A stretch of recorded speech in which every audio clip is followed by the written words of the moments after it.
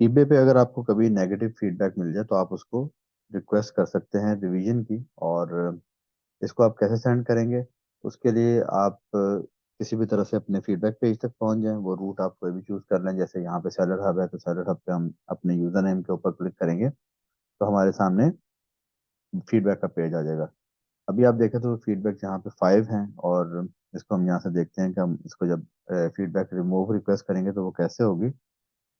अगला स्टेप हमारा ये होगा कि हमने यहाँ पे रिक्वेस्ट करना है, फीडबैक पेज पे जाएंगे और फीडबैक पेज पे जाके यहाँ पे हमारे सामने वो फीडबैक शो होंगे और इसमें ये हमें यहाँ पे एक नेगेटिव फीडबैक मिला है।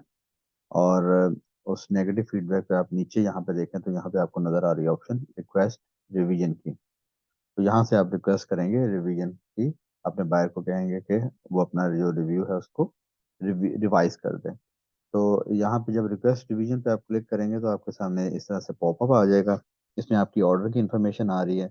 और यहाँ पे आपके पास 3 ऑप्शन है। I have resolve the buyers problem with the transaction, the buyer confirm that they left the wrong feedback and the reason.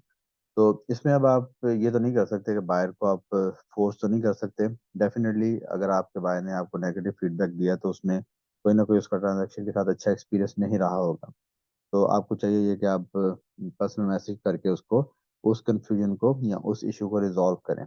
तो इस केस में हमारे के साथ भी ये हुआ था कि हमने इस प्रोडक्ट को जो है वो, क्योंकि ये शिपमेंट में कहीं लॉस हो गई थी और बाय को डिलीवर नहीं हो पाई तो उसको फिर हमने रिफंड कर दिया। और बाद में जब रिलीज किया तो उसकी प्राइस जो है वो हाई थी, जिसकी वजह से बाय ने प्रोडक्ट ना रिसीव करने के बाद भी उसके ऊपर नेगेटिव फीडबैक दे दिया, ऑल्दो कि हमने उसको रिवाइज कर दिया था।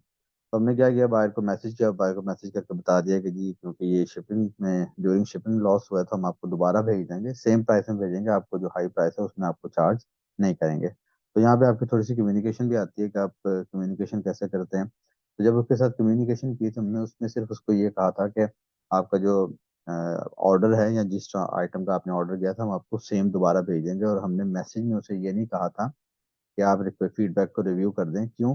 क्योंकि उसके साथ अगर हम उसको ये ऑफर करते और साथ उसे ये कहते कि फीडबैक रिवाइज कर दो, तो शायद बायर को ये सिग्नल जाता है कि ये सिर्फ फीडबैक फीडबैक रिवाइज करवाने के लिए ये कर रहे हैं।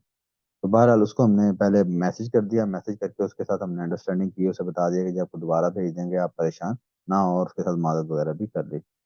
नेक्स्ट पेज में हमने यहाँ पे लिख दिया जी, हमने लिखा जी I have resolve the buyers problem with the transaction, और साथ उसे कहा जी as we discuss we will ship to the product again. तो इसको यहाँ से क्लिक करके आप सेंड रिक्वेस्ट पर रिक्वेस्ट करेंगे। जब आप रिक्वेस्ट करते हैं तो बायर के पास 10 दिन होते हैं कि वो 10 दिन के अंदर आपकी ऑफर को या तो डिक्लाइन करें या उसको एक्सेप्ट कर ले। तो अगर वो आपको रिवाइज कर दे तो वेल एंड गुड, अगर वो रिवाइज ना करे तो फिर आपको उसके डिसीजन को एक्सेप्ट करना पड़ता है। तो यहाँ पे क्योंकि हमारी, या तो ये कह लें कि ट्रांजेक्शन के साथ इतना बड़ा मेजर इशू नहीं था, या बायर थोड़ा कोऑपरेटिव था, या हमारी कम्युनिकेशन कह लें जो बेहतर थी, तो जब हमने बायर को रिक्वेस्ट रिव्यू किया तो बायर ने जो है वो अपना फीडबैक रिवाइज कर दिया। बायर ने पहले जो नेगेटिव फीडबैक दिया था उसको रिप्लेस कर दिया पॉजिटिव फीडबैक के साथ।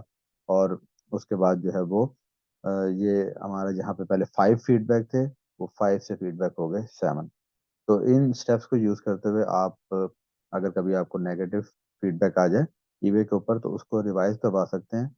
मगर मेक श्योर करें कि उससे पहले आप अपने बायर को जो है वो अपने जो कम्युनिकेशन करें और उसके साथ जो है वो अपना कोई अंडरस्टैंडिंग डेवलप करें और बायर को अच्छा अकोमोडेट करें। तो आपको नेगेटिव फीडबैक पहले तो मिलेगा ही नहीं, लेकिन अगर मिल भी जाए तो आप उसको इस तरह से चेंज करवा सकते हैं।